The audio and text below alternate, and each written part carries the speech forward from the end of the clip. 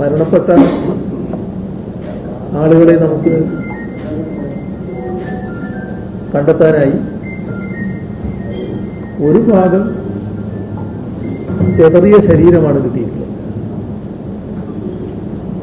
ഇനിയും ആളുകളെ കണ്ടെത്താനുണ്ടാകുമെന്ന് തന്നെയാണ് പ്രതീക്ഷിക്കുന്നത്. അതിലൊരു പ്രയാസമുണ്ടായിരുന്നത് ഈ പ്രദേശത്തേക്ക് കടന്ന് അവിടെ കൂടിക്കിടക്കുന്ന മണ്ണ് നീക്കം ചെയ്ത് അടിയിലുള്ള ആളുകളെ കാണുന്നതിനുള്ള കണ്ടെത്താനുള്ള ശ്രമത്തിന് വിഘാതമായി വന്നത് ആവശ്യമായത്ര മെഷീനറികൾ അവിടെ എത്തിക്കാൻ പറ്റിയില്ല എന്നുള്ളതാണ്. അപ്പം അതിൽ നല്ല പുരോഗതി ഉണ്ടായത് ആ പാലം നിർമ്മിക്കുന്നതിനാണ്.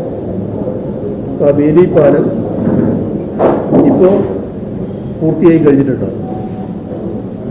അതാണ് അദ്ദേഹം റിപ്പോർട്ട് ചെയ്തത്.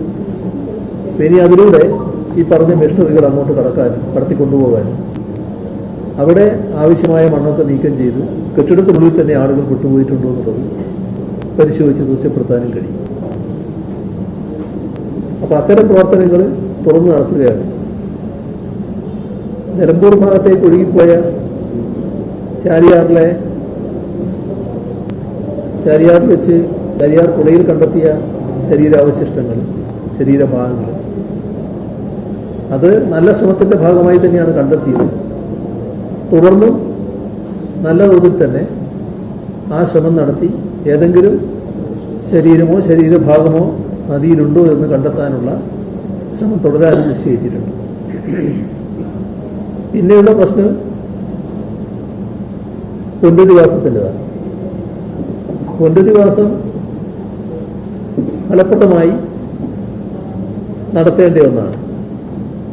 ഇപ്പോൾ നാം പ്രധാനമായും ശ്രദ്ധിക്കുന്നത് ഇത്തരം കാര്യങ്ങളിലായതുകൊണ്ട് തൽക്കാലം ആളുകളെ ക്യാമ്പിൽ താമസിപ്പിക്കുക. എന്നാൽ ക്യാമ്പ് ഒരു സ്ഥിരവാസമാക്കാൻ കഴിയില്ല. അപ്പോൾ അവരെ കൃത്യമായി പുനരധിവസിപ്പിക്കേണ്ടതുണ്ട്. ആ പുനരധിവാസ പ്രക്രിയ ഫലപ്രദമായി സ്വീകരിക്കുമെന്ന് തന്നെയാണ് കണ്ടിട്ടുള്ളത്. നേരത്തെയും നമ്മൾ സ്വീകരിച്ചിട്ടുണ്ട്. ആ അനുഭവം നമുക്കുണ്ട്.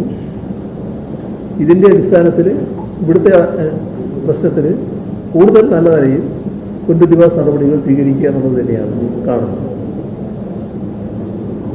ക്യാമ്പ് കുറച്ച് നാൾ കൂടി തുടരേണ്ടതായിട്ട് വരും.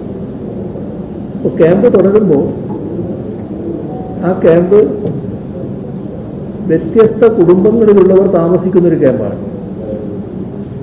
ഓരോ കുടുംബത്തിനും ആ കുടുംബത്തിൻ്റെ സ്വകാര്യത കാത്തുസൂക്ഷിക്കാൻ പറ്റുന്ന വിധത്തിലായിരിക്കണം ആ ക്യാമ്പ്.